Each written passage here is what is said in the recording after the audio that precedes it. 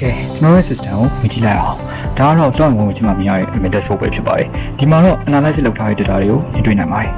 feature တွေအများကြီးရှိတဲ့ထဲမှာအရေးကြီးဆုံးတစ်ခုကိုပြပြပေးသွားမှာဖြစ်ပါတယ်ပထမတစ်ခုကတော့ကျွန်တော်ရဲ့ system မှာပဲ secure ဖြစ်တဲ့ QR code တွေ barcode တွေကို auto generation လုပ်ပေးသွားနိုင်ပါတယ်ဒုတိယတစ်ချက်ကတော့ကျွန်တော်ရဲ့ system ထဲမှာပဲ code တွေကို scan ဖတ်ပြီးတော့ valid ဖြစ်မဖြစ်စစ်ပေးသွားနိုင်တာဖြစ်ပါတယ်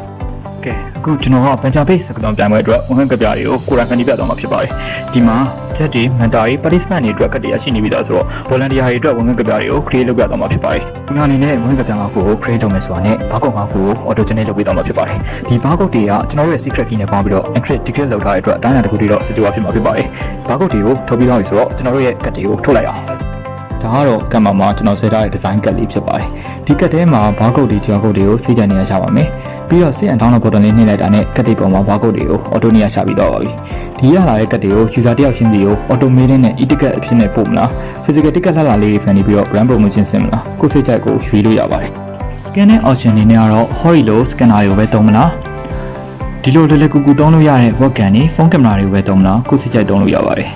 ပြီးတော့ဒီလို gamify kit တွေပေးတဲ့ card တွေပဲလုပ်မလားဒါမှမဟုတ် augmented reality လို့ခေါ်တဲ့ AR ကတ်တွေ ticket တွေကိုလုပ်ချင်တာလားတူတူပြိုင်ဖို့အခွင့်အရေးဖြစ်ရောပြန်လို့ရလားစိတ်ကြိုက်ပြီးလို့ရပါတယ်ဒီလိုကိုယ်စိတ်ကြိုက် AR ကတ်တွေ RNG ကတ်တွေ ticket တွေကို secure ဖြစ်သုံးကြရင်တော့ subscription အနေနဲ့တစ်လောက်အောင်မှ3000ကျပ်သားကျတဲ့မှာဖြစ်ပါတယ်တကယ်လို့စမ်းသုံးကြည့်ချင်တယ်ဆိုရင်လည်း free အနေနဲ့ event 3ခုကို create လုပ်လို့ရတော့မှာဖြစ်ပါတယ်ကျေးဇူးပါကုတ်တက်ဖြစ်ပါတယ်